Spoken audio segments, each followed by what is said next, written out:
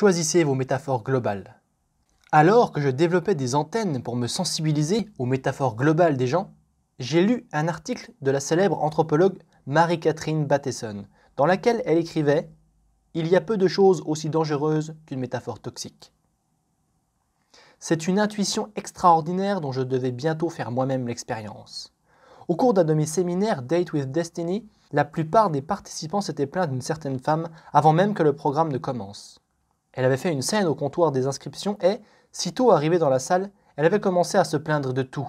Il faisait trop chaud, puis trop froid, la personne assise devant était trop grande, elle se plaignait sans arrêt.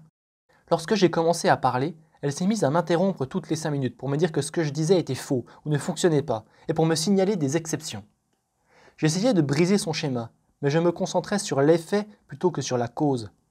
Je me suis soudain rendu compte qu'elle devait avoir sur la vie une croyance ou une métaphore globale qui la rendait pointilleuse et malveillante. « Qu'essayez-vous de faire ?» lui ai-je demandé. « Je sais que cela procède d'une bonne intention. Quelles sont vos croyances au sujet de la vie, ou des détails, ou du bien et du mal ? Je pense simplement que ce sont les petites fuites qui font couler le navire. Si vous pensez que vous allez couler, ne seriez-vous pas aussi pointilleux que cette femme pour rechercher la moindre fuite ? C'est vraiment comme cela qu'elle considérait la vie. » D'où avait-elle tiré cette métaphore ? Cette femme avait vécu de nombreuses expériences où de petites choses lui avaient coûté très cher. Elle attribuait son divorce à de petits problèmes qu'elle avait omis de régler, des problèmes dont elle n'était pas consciente. De plus, elle était convaincue que ses difficultés financières étaient dues à des causes tout aussi insignifiantes. Elle avait adopté cette métaphore afin d'éviter le même genre d'expériences douloureuses à l'avenir. L'idée de changer de métaphore ne l'enthousiasmait pas beaucoup, à moins que je lui en montre les avantages. Quand j'ai réussi à lui faire voir toute la douleur que cette métaphore lui causait et tout le plaisir qu'elle trouverait à la modifier, j'ai pu l'aider à briser son schéma et à lui faire adopter toute une série de nouvelles façons de se percevoir et d'envisager la vie. Elle a adopté une combinaison de diverses métaphores globales.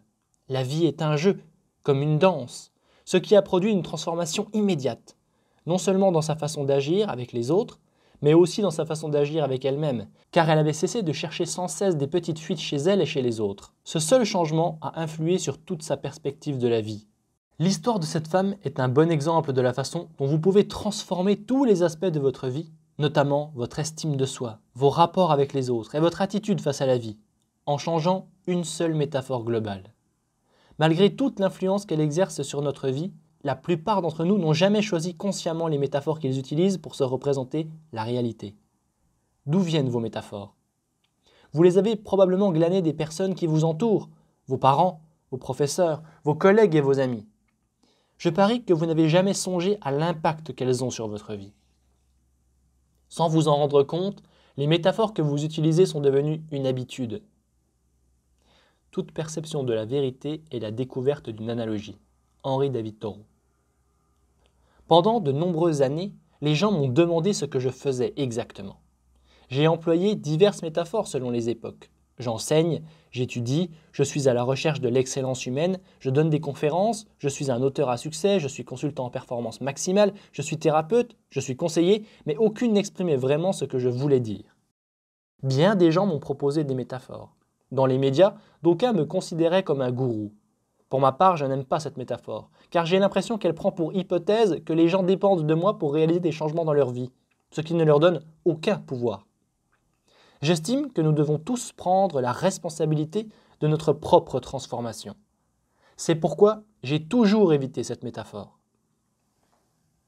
Un jour, je suis finalement arrivé à la solution. Je suis un entraîneur. Qu'est-ce qu'un entraîneur ? Pour moi, un entraîneur, c'est un ami, quelqu'un qui se soucie vraiment de son élève et qui s'engage à l'aider à donner le meilleur de lui-même. Un entraîneur présente des défis à son élève et ne le laisse pas tomber. Les entraîneurs ont des connaissances et des compétences, car ils ont vécu les expériences que vivent leurs élèves. Ils ne sont pas meilleurs que les gens qu'ils entraînent. J'ai ainsi accepté que je n'avais pas à être parfait pour enseigner quelque chose aux autres. En fait, les gens qu'ils entraînent ont peut-être plus de talent naturel qu'eux, mais comme les entraîneurs ont longtemps canalisé leur pouvoir dans un domaine particulier, ils peuvent enseigner aux autres une ou deux choses qui peuvent transformer leur performance en quelques instants. Parfois, un entraîneur enseigne à son élève quelque chose de nouveau, des stratégies et des techniques. Il lui apprend comment obtenir des résultats quantifiables. Parfois, Il ne lui apprend rien de nouveau, mais il lui rappelle ce qu'il doit faire au bon moment et l'encourage à le faire. J'ai pensé, ce que je suis vraiment, c'est un entraîneur dans le domaine du succès. J'aide les gens à obtenir ce qu'ils désirent vraiment, plus facilement et plus rapidement. Le cadre supérieur, l'étudiant, la femme au foyer, le sans-abri et même le président des États-Unis. Tout le monde a besoin d'un entraîneur. Dès que j'ai commencé à utiliser cette métaphore, je me suis senti mieux avec moi-même. J'étais moins stressé, plus détendu. Je me sentais plus proche des gens. Je n'avais pas à être parfait ou meilleur que les autres. J'ai commencé à m'amuser davantage et mon influence sur les gens a grandi. Une métaphore pourrait vous sauver la vie. Ma femme Becky et moi avons la chance de compter Martin et Janet Sheen parmi nos amis. Ils sont mariés depuis plus de 30 ans et leur dévouement l'un pour l'autre, envers leur famille et envers toute personne dans le besoin, est admirable. Tout le monde sait que Martin est très généreux, mais personne n'a idée de tout ce que Janet et Martin font jour après jour pour les autres. Ce sont des modèles d'intégrité. Pour eux, l'humanité est une grande famille, et c'est la raison pour laquelle ils ont beaucoup de compassion, même pour de parfaits étrangers. Je me souviens lorsque Martin m'a raconté une histoire émouvante qui devait bouleverser sa vie. Cela se passait pendant le tournage d'Apocalypse Now. Auparavant, la vie lui avait toujours fait peur, mais aujourd'hui, elle semble être un défi fascinant. Pourquoi ? Parce qu'il considère maintenant la vie comme un mystère. Il est fasciné par le mystère de l'être humain, ainsi que par l'émerveillement et par toutes les possibilités qui s'offrent à cet être humain dans son expérience quotidienne. Pourquoi a-t-il changé sa métaphore ? À cause d'une douleur intense. Le film a été tourné dans la jungle des Philippines. Le tournage avait lieu du lundi au vendredi et, généralement, le vendredi soir, Martin et Jeannette allaient se reposer à Manille. Un trajet de 2h30. Au cours de l'un de ces week-ends, Martin a dû rester pour tourner un samedi matin. Jeannette avait promis d'acheter un œil de verre pour un membre de l'équipe de tournage qui n'avait pas les moyens de s'en procurer un. Elle est donc partie avant lui. Ce même soir, Martin s'est retrouvé seul. Il n'arrivait pas à dormir et transpirait abondamment. Soudain, il a commencé à ressentir une violente douleur et le lendemain, il a fait une crise cardiaque foudroyante. Les membres engourdis et paralysés, il est tombé et a dû se traîner jusqu'à la porte pour appeler à l'aide. Étendu sur le sol, Martin a eu l'impression qu'il allait mourir. Puis, tout est devenu calme autour de lui. Il se voyait au loin avancer dans les eaux du lac. Il s'est dit, c'est donc ça mourir. Et c'est à ce moment-là qu'il s'est rendu compte qu'il ne craignait pas la mort, mais que c'est la vie qui lui avait toujours fait peur. En un éclair, il a compris que le véritable défi, c'était la vie. Aussitôt, il a pris la décision de vivre. Il a rassemblé toute l'énergie qui lui restait encore et a étiré le bras pour arracher une poignée d'herbe. En se concentrant, il a réussi à approcher la main de son nez. Il n'avait presque pas de sensation, mais dès qu'il a senti l'herbe, il a su qu'il était toujours vivant et a continué à lutter. Lorsque les membres de l'équipe de tournage l'ont découvert, ils étaient certains que Martin allait mourir. Par leur visage grave et leurs commentaires, Martin s'est mis à douter de ses forces. Il s'affaiblissait. Se rendant compte qu'il n'y avait pas de temps à perdre, le premier pilote d'Apocalypse Now a risqué sa vie et a piloté l'hélicoptère par des vents de 30 à 40 nœuds pour emmener d'urgence Martin à l'hôpital. À son arrivée, on l'a déposé sur une civière puis on l'a emmené dans la salle d'urgence où il a continué à recevoir des messages, tant conscients que subliminaux, lui disant qu'il allait mourir. Il devenait de plus en plus faible. Enfin, Jeannette est arrivée. La seule chose qu'elle savait, c'était qu'il avait eu une crise cardiaque. Puis les médecins l'ont mise au courant de la gravité de la situation de Martin. Elle a refusé d'y croire. Elle savait que Martin avait besoin de reprendre des forces. Elle savait aussi qu'elle devait briser son propre raisonnement de peur et celui de Martin. Elle s'est immédiatement mise à l'œuvre et a renversé la situation grâce à une seule phrase. Lorsqu'il a ouvert les yeux, elle lui a souri et lui a dit « Ce n'est qu'un film, mon chéri, rien qu'un film ». Martin a déclaré plus tard que c'était à ce moment-là qu'il avait compris qu'il allait s'en tirer et qu'il avait commencé à guérir. Quelle métaphore extraordinaire! Du coup, le problème ne paraissait plus aussi grave. Jeannette l'avait réduit à une échelle que Martin savait maîtriser. Son message était simplement qu'il ne vaut pas la peine de faire une crise cardiaque pour un film, mais je crois qu'il avait aussi un sens plus profond. Après tout, la souffrance qu'un comédien ressent en tournant un film est éphémère. Elle ne dure pas, car le réalisateur finit toujours par crier « Coupez !» L'utilisation qu'a faite Jeannette de cette brillante rupture de raisonnement, cette unique métaphore, a aidé Martin à rassembler ses forces. Ce jour-là, il croit qu'elle lui a sauvé la vie. Les métaphores ne nous affectent pas uniquement en tant qu'individus, mais elles touchent aussi notre collectivité et même le monde dans lequel nous vivons. Les métaphores qu'adopte notre culture peuvent façonner nos perceptions de la réalité et nos actions, ou notre inaction. Plus tard, Après que le premier homme a marché sur la Lune, une métaphore s'est répandue aux États-Unis. La Terre ressemble à un vaisseau spatial. Bien qu'accrocheuse, cette métaphore ne réussissait pas toujours à sensibiliser les gens aux préoccupations environnementales. Pourquoi? Parce qu'il est difficile de se laisser émouvoir par un vaisseau spatial. En effet, il y a dissociation. Comparez les sentiments qu'évoque cette métaphore à ceux que vous ressentez lorsqu'on considère la Terre comme une mer. On éprouve des sentiments beaucoup plus forts à l'égard de sa mer qu'à l'égard d'un vaisseau spatial. Les pilotes et les marins décrivent leurs avions et leurs bateaux sous les traits de belles femmes. Elle est magnifique, diront-ils. Et pourquoi pas il est magnifique? Parce qu'ils n'auraient pas autant d'attention pour leur avion ou leur bateau s'ils se le représentaient sous les traits d'un colosse au nom de Joe, plutôt que d'une belle princesse glissant majestueusement dans l'air ou sur l'eau. En temps de guerre, nous utilisons toujours des métaphores. Vous souvenez-vous du nom de la première partie de l'opération militaire dans le golfe Persique? C'était bouclier du désert. Mais dès que l'ordre d'attaquer a été lancé, le nom de cette opération a été modifié par tempête du désert. Cette seule substitution a instantanément modifié la signification de cette expérience. Pour reprendre les termes employés par le général Schwarzkopf, au lieu de protéger le reste du monde arabe de l'agression de Saddam Hussein, les troupes ont déferlé comme une tempête de liberté qui a balayé du Koweït les forces d'occupation irakiennes. Le rideau de fer vient de tomber sur le continent. Winston Churchill. Songez à tous les changements qui se sont produits en Europe de l'Est au cours des dernières années. Le rideau de fer a été l'une des métaphores qui ont façonné l'après-guerre pendant des décennies, et le mur de Berlin était le symbole concret de la barrière qui divisait l'Europe. Lorsque le mur de Berlin s'est écroulé en novembre 1989, c'était davantage qu'un mur de pierre qui s'effondrait. La destruction de ce seul symbole a ouvert la voie à une nouvelle métaphore, balayant les croyances d'une multitude de gens sur les choix que leur offrait la vie. Pourquoi tant de gens se sont-ils amusés à percer le mur alors qu'il y avait de nombreuses portes pour le franchir? En fait, le geste de démolir le mur était devenu une métaphore universelle de la liberté et de la possibilité d'abattre les barrières. Trouvez le mot qui convient aux circonstances. Une personne qui prend conscience du vaste pouvoir des métaphores doit aussi savoir les utiliser dans un contexte précis. Certaines métaphores qui conviennent parfaitement dans le cadre de votre travail peuvent causer des tensions chez vous. Je connais une avocate qui avait l'habitude d'employer chez elle les mêmes métaphores contradictoires qui lui étaient utiles dans l'exercice de sa profession. Son mari entamait une conversation banale avec elle et, quelques secondes plus tard, elle avait l'impression de subir un contre-interrogatoire.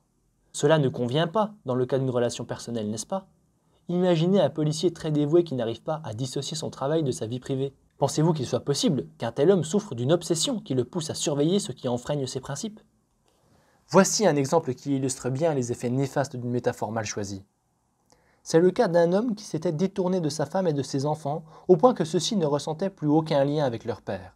Il lui reprochait de ne jamais exprimer ses véritables sentiments et d'avoir à leur égard une attitude extrêmement directive. Devinez quelle était sa profession. Contrôleur aérien. Sur les lieux de son travail, il devait garder son sang-froid. Mais en cas d'urgence, sa voix devait rester calme, car il ne devait pas affoler les pilotes qu'il dirigeait. Un tel détachement convenait parfaitement dans une tour de contrôle, mais à la maison, il était tout à fait inacceptable.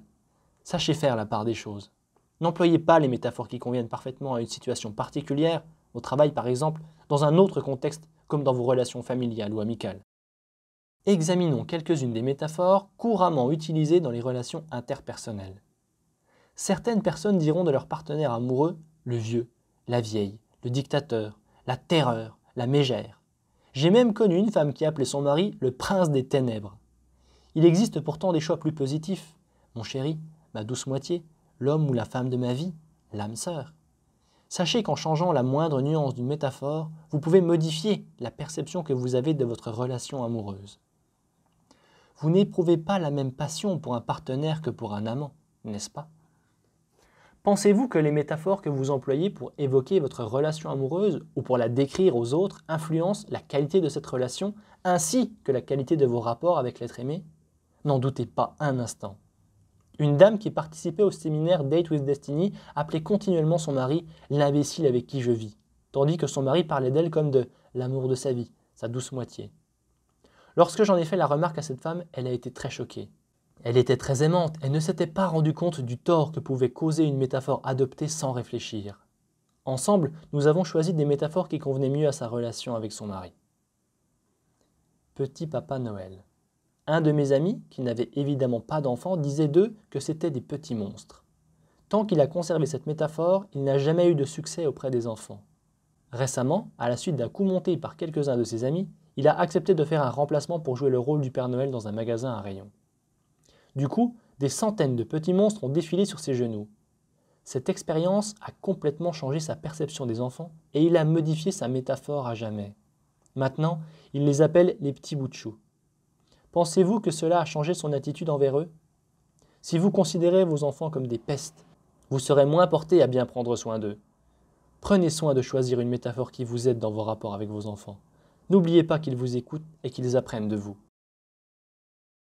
Voici une des métaphores globales qui m'ont le plus aidé à surmonter les périodes difficiles. Elle est d'ailleurs souvent utilisée par les conseillers en développement personnel.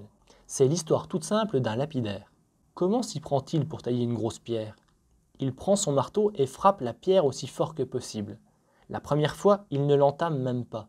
Il ramène son marteau vers l'arrière et frappe à nouveau. 100, 200, 300 fois, sans jamais faire la moindre égratignure. Si, après tout ce travail, la pierre reste intacte, il continue de frapper. Les passants se moquent de sa ténacité devant tant d'efforts inutiles. Mais le lapidaire est un sage. Il sait qu'il progresse, même si le résultat de ses efforts n'est pas encore visible. Il frappe et frappe la pierre en divers endroits et, une fois, au 500e, au 700e ou au 1004e coup, non seulement enlève-t-il un éclat, mais la pierre se fend en deux. Est-ce l'œuvre du dernier coup porté? Bien sûr que non. C'est l'effort conjugué de tous les coups de marteau qu'il a donnés pour atteindre son but.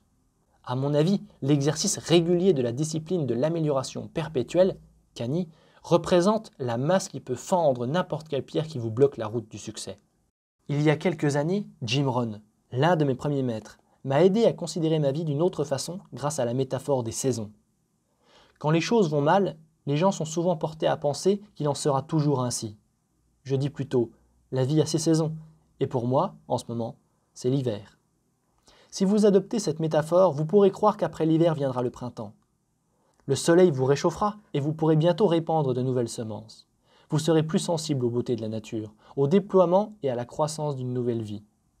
Puis arrivera l'été, il fera chaud. Vous soignerez vos plantes et les protégerez des rayons ardents du soleil. Enfin, ce sera l'automne, la saison des récoltes. Il arrive parfois que les récoltes soient compromises par une averse de grêle. Mais si vous faites confiance au cycle des saisons, vous savez que vous aurez une autre chance. Voici un autre exemple du pouvoir que peuvent avoir les métaphores pour changer une vie. C'est l'histoire d'un homme qui a participé à un de mes séminaires, Date with Destiny. On le surnommait Maestro. Je demande toujours aux participants de se choisir un surnom qui décrit par une métaphore la façon dont ils veulent être traités pendant le week-end. Même ce simple exercice peut provoquer des changements intéressants chez les gens à mesure qu'ils s'identifient à leur nouvelle étiquette. Agiriez-vous différemment si l'on vous appelait éclair, amour, danseur ou le sorcier? Maestro était un homme merveilleux qui avait presque 80 kilos de trop. En travaillant avec lui, je me suis rendu compte qu'il associait l'obésité à la spiritualité. Il était convaincu que, lorsqu'on est vraiment obèse, on ne communique qu'avec des personnes très spirituelles, car ce sont les seuls qui ne soient pas dégoûtés par tous ces kilos superflus. Les personnes sincères n'en tiendront pas compte, tandis que les autres auront une telle aversion pour ces kilos en trop qu'il pourra ignorer ces gens. Je sais que cela n'a pas de sens, mais je ne puis m'empêcher de croire que les obèses sont des personnes vraiment spirituelles. Après tout, songez à tous les gourous bien gras de par le monde. Dieu aime les obèses. Je lui ai dit, d'abord, je crois que Dieu aime tout le monde, mais je crois aussi qu'il fait des brochettes avec les obèses et les fait rôtir en enfer. Vous auriez dû voir son regard. Je ne crois évidemment pas ce que je lui ai dit, mais j'essayais de briser son raisonnement en créant une image très forte dans son esprit. Puis, je lui ai demandé, qu'est-ce que votre corps? Le corps n'est qu'un simple véhicule.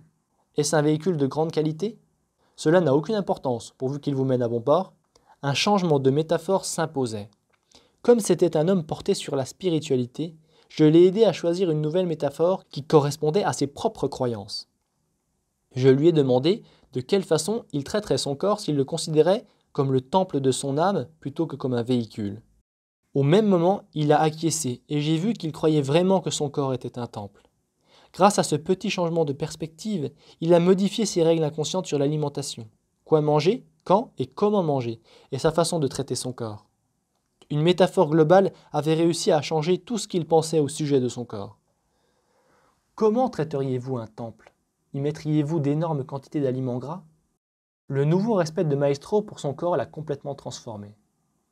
6 mois se sont écoulés depuis que j'ai donné le séminaire auquel Maestro a participé, et ce dernier a déjà perdu 60 kilos en adoptant cette seule métaphore, et en la vivant chaque jour. Elle s'est transformée en une habitude qui guide ses pensées et ses actes.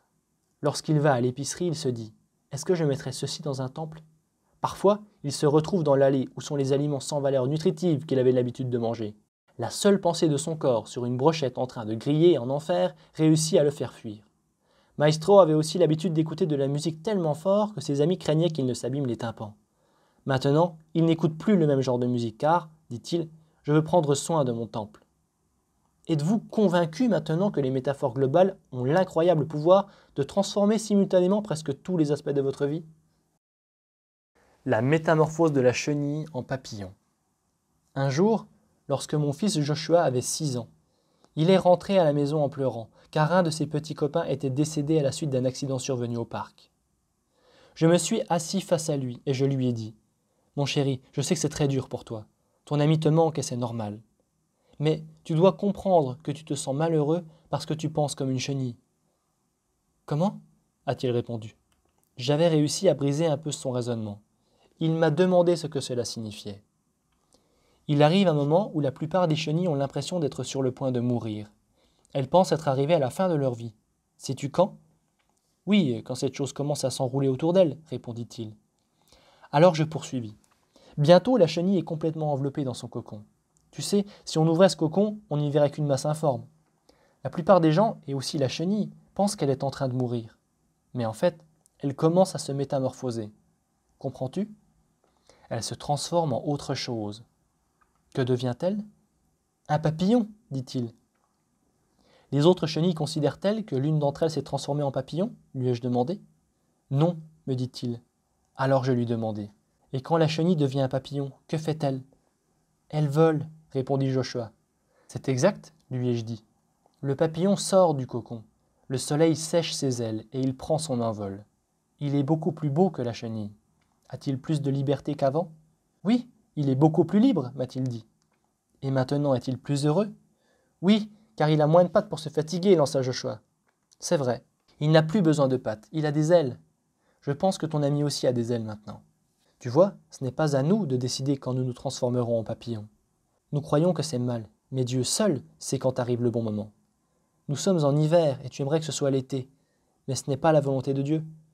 Parfois, il faut lui faire confiance, car il sait mieux que nous comment fabriquer des papillons.